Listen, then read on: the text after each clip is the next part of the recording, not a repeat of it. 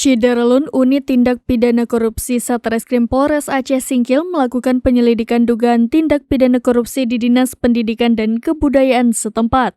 Perkara tindak pidana korupsi yang ditangani penyidik polisi adalah kegiatan seminar Syekh Abdul Rauf As-Singkili.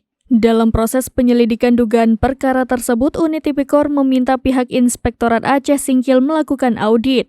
Berdasarkan hasil audit ditemukan potensi kerugian negara sebesar Rp271.768.441. Temuan potensi kerugian negara tersebut telah dikembalikan secara bertahap oleh pejabat pelaksana teknis kegiatan seminar Syekh Abdul Rauf As-Singkili, M. Najur, sampai dengan lunas pada Rabu 7 Februari 2024.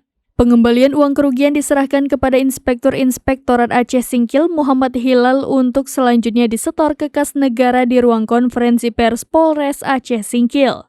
Kapolres Aceh Singkil AKBP Supri Hatianto mengatakan dalam penanganan dugaan korupsi tidak serta-merta melakukan penindakan. Hal yang tak kalah pentingnya adalah upaya penyelamatan kerugian negara. Tujuannya adalah agar uang negara terselamatkan sehingga bisa digunakan untuk kepentingan masyarakat.